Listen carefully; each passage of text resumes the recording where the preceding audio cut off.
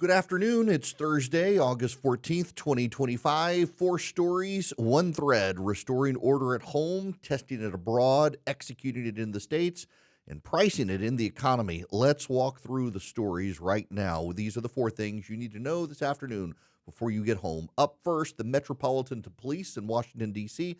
has issued a new executive order. D.C. officers may now notify federal immigration authorities about people who are not in Metropolitan Police Department custody, including during traffic stops. They can also assist with transportation for ICE personnel and detainees.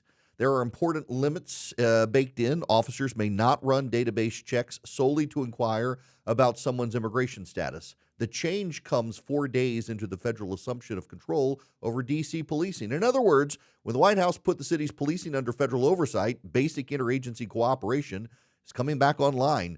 For years, sanctuary-style policies created a patchwork. Police could stop a car but couldn't share information. A federal agency might pursue a lead, but locals were discouraged from helping. That's not normal governance, it's fragmentation. Normal policing looks like this. City officers enforce local and state laws. Federal agencies handle federal law. They share information when public safety requires it, with clear guardrails to protect civil liberties. The new order doesn't turn traffic cops into immigration agents.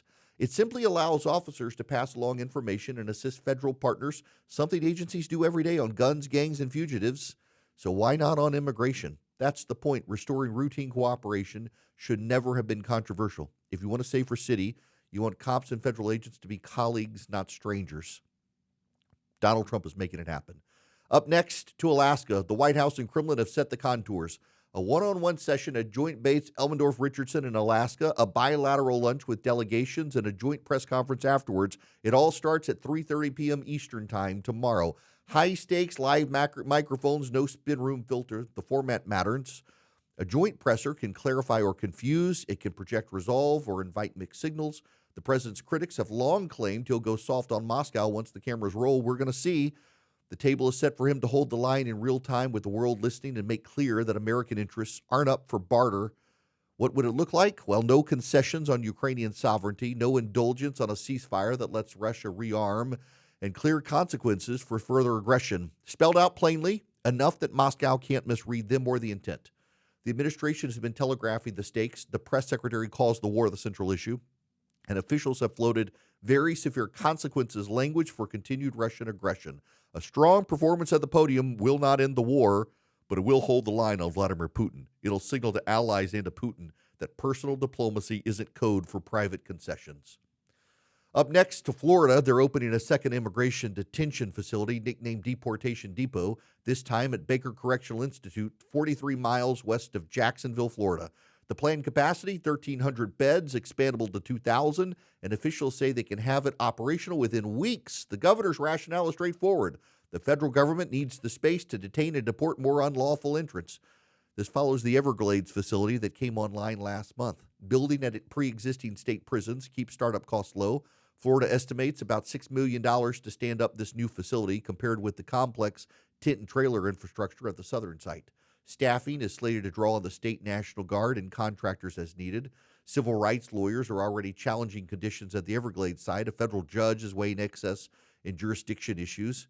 Expect those same fights in Baker County. Now, zoom out. Washington sets immigration law. Deportations require beds, transport, and process. For years, the gap between Washington's promises and operational capacity has been a policy failure. Florida's closing the gap by adding throughput.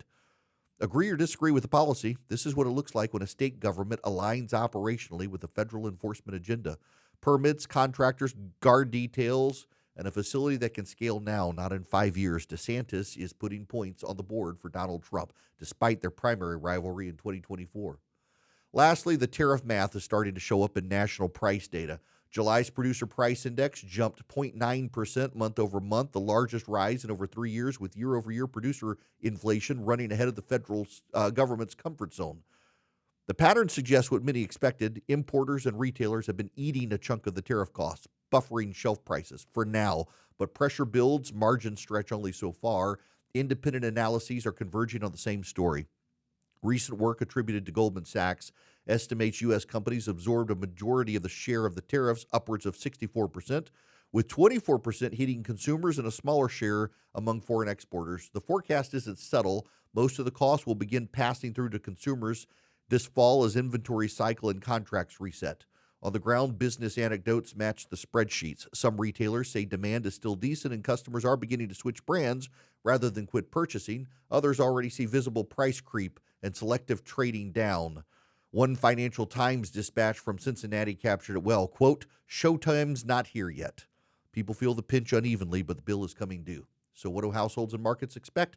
Phase one is what we've been living. Firms compress margins, delay price hikes, and hope the policy environment stabilizes. Phase two, what the models warn about, profit pressure forces pass through. The squeeze shows up at the register and wage growth slows as employers get stingier. If the tariffs persist into year end without offsetting relief, expect broader consumer price effects on firms with an extra twist. Some protected U.S. producers have room to raise prices once competitor costs go up, and it's already starting to happen. That's how you both get slimmer corporate profits and stickier inflation. That's a policy choice. There's one embedded here. Jawboning retailers to eat the profits can buy time, but it can't replace the arithmetic. Costs are going to go up. Those are the four things to know this afternoon. I'm Erick Erickson. Have a great afternoon.